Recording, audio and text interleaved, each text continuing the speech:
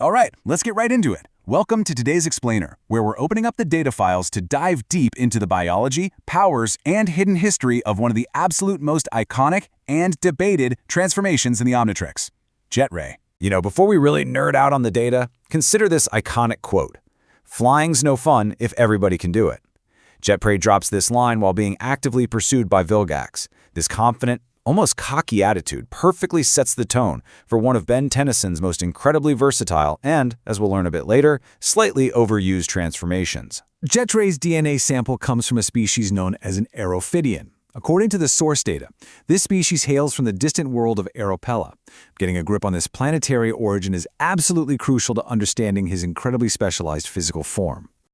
Just look at this guy. He boasts a super striking design that's essentially a red humanoid manta ray. You've got those bright green eyes accented with the thick black outlines and those wild yellow horns extending right out of his nose. And because he's an aerophibian, he actually has gills tucked right underneath his arms for underwater breathing. But the real defining feature here, those yellow patagia. Those are the specialized skin flaps he uses to glide seamlessly through both air and water. Oh, and I love this aesthetic touch, the black lightning bolt stripes on his chest pointing straight to the Omnitrix. Calling Jetray a capable flyer is the understatement of the century.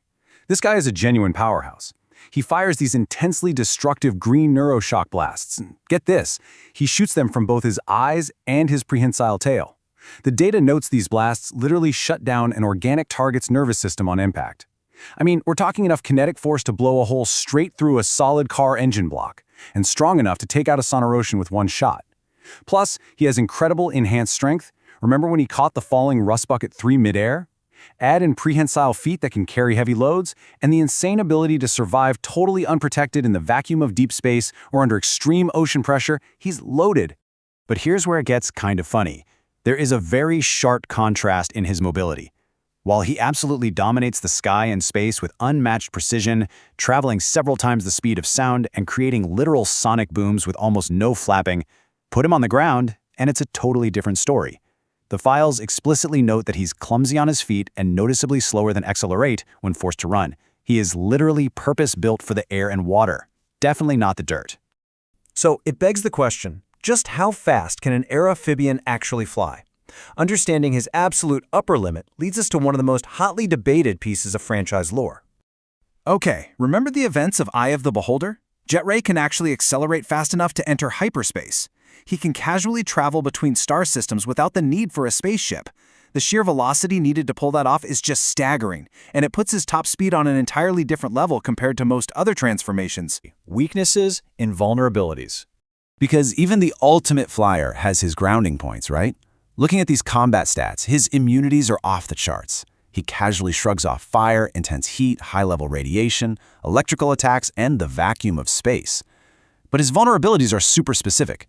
If his own neuroshock blasts get deflected back at him, they will actually hurt him. And those same blasts, totally useless against mechanical species like Talpidans or robots. Also, a few quills from Argent species will put him right to sleep. Fascinatingly, though, because the sky is unparalleled to Earth, he physically cannot fly in the mystical realm of legerdemain. Ground. Here's a hilarious piece of trivia for you. Behind the scenes, the crew realized that some fans were humorously misinterpreting Jetray's name, thinking it contained an expletive. Because of that, the crew jokingly started calling him Jeffrey around the office. And, in a brilliant twist of fate, that inside joke made it straight into canon. The character Jimmy Jones actually incorrectly calls him Jeffrey in the show until Ben has to correct him. Now, we have to clear up a long-standing rumor in the fandom. Jetray was never replaced by Astrodactyl in Omniverse.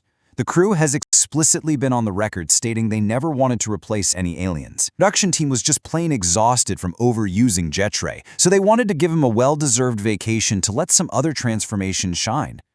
So looking at this entire data file, it leaves us with one seriously provocative question about his standing in the alien hierarchy.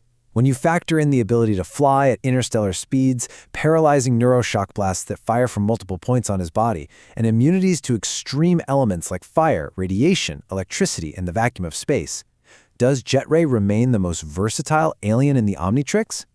I mean, the sheer utility of his biology is incredibly hard to argue against. I'll leave you to ponder that one as we wrap up today's explainer. Thank you so much for learning with me, and keep questioning the data.